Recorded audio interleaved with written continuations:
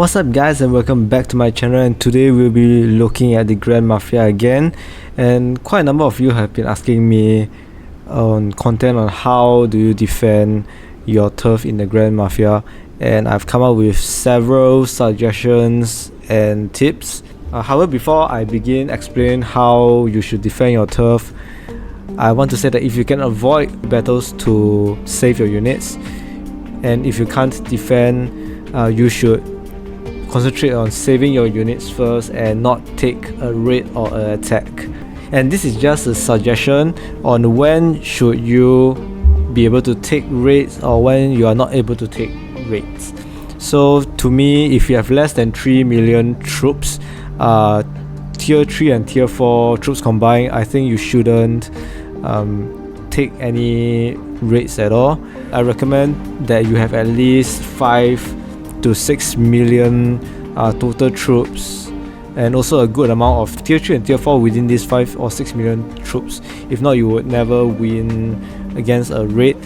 Even for me, I'll show you an example later how even very big raid leaders or big whale players are able to destroy you even though you have 7 to 10 million troops.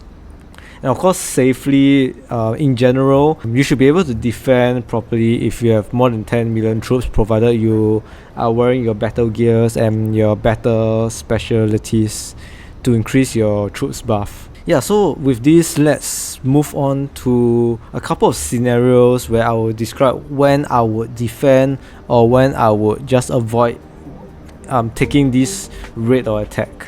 Yeah, so there's two scenarios. The first one is if you're online, and if you're online, firstly, I think that to avoid troop loss, if you got less than 2 million troops in your turf, why I say that is because usually in raids, it can be up to like 2.5 to 3 million troops in a raid. So I wouldn't recommend you, if you have like same amount or less than 3 million units, to take on the raid. So if you have about 2 million troops, actually you are in a good state to defend almost all of your, or to protect and not have your units die. And how you can do this is if you have like a level 25 turf or even a good amount of research or investments inside, you are able to send out 5 to 6 lines of troops and also have your underboss inside the safe house, and this is actually equivalent to close to 2 million troops outside your turf. And when your enemy raids you, you wouldn't lose much troops at all. Probably you have some remaining tier 1 or tier 2 troops, and healing is very fast for it. So if you have 2 million troops, why would you want to risk getting raided? And especially if you're online, just send your troops out and occupy a town or go send them to robbery, and they're pretty safe. So that's one of my suggestions. And of course, if you're online and you're getting this raid or attack, just set up your protection program or your bubble, just bubble up. However, if you want to take raids, I think the first step is to teleport far away from your raider or attacker. So this will give you more time to see what units or what troops they're sending to attack your turf. Later on, I'll be explaining a little bit more on maybe how you can defend your turf better by using the enforcers and explain some of the formation mechanics behind it. Yeah, the second scenario is of course when you're offline, when you're sleeping.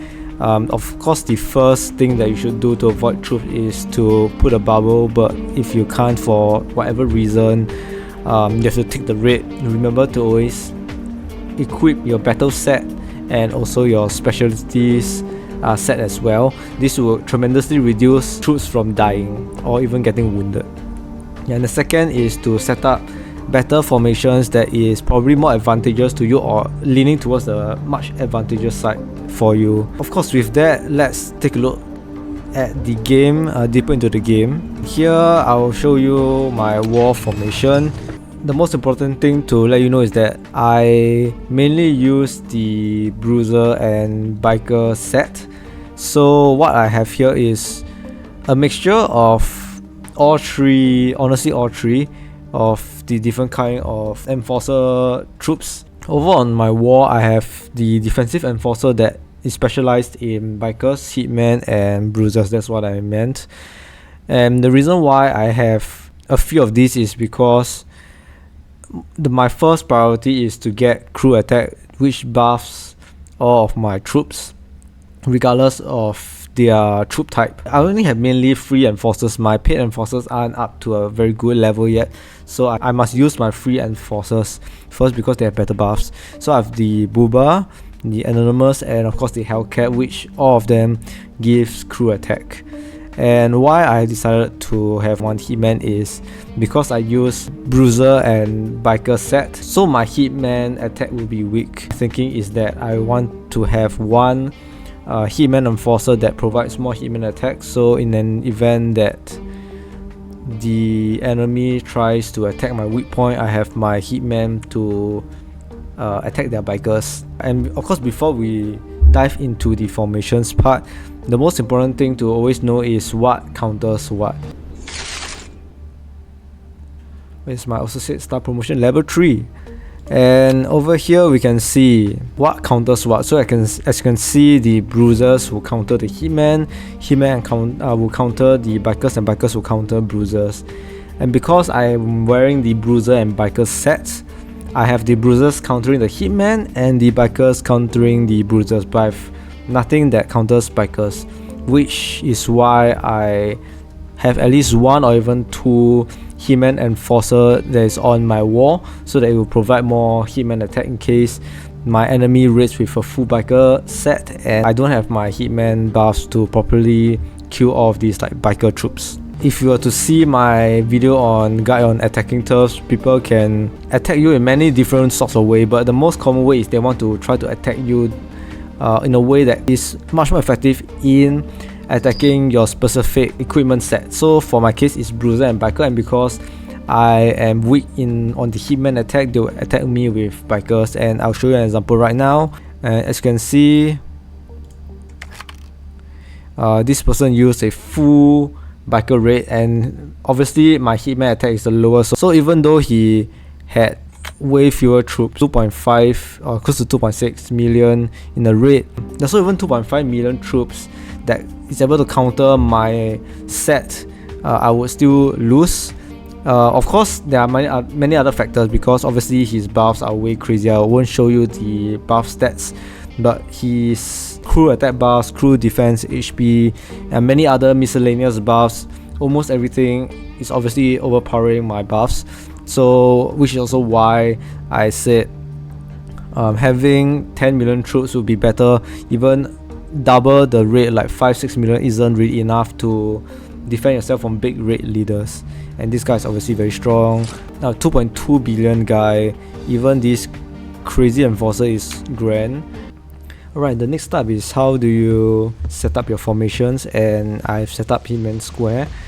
Of course, because I told you that I was weak on the Bikers, I would set up a Hitman Square to counter any Biker formation that would attack my turf. The big raid leader, as you have seen just now, was using a Bruiser's formation, so this counters my Hitman formation, and ultimately I got a little more loss than expected. So there's two different kind of formation, which is the square formation and the wedge formation. And what you should do is that for the square formation, it's really a hit or miss. So if you have a square formation that counters your opponents or your raiders square formation, let's say you have I have a Hitman Square now, and the raider has a Biker Square, and this would mean that I would be able to win the match a lot easily, because the full force of my troops in front is Hitman, and for the opponent team, the full troops for the front is the Biker. So this means that the raider will suffer much more loss.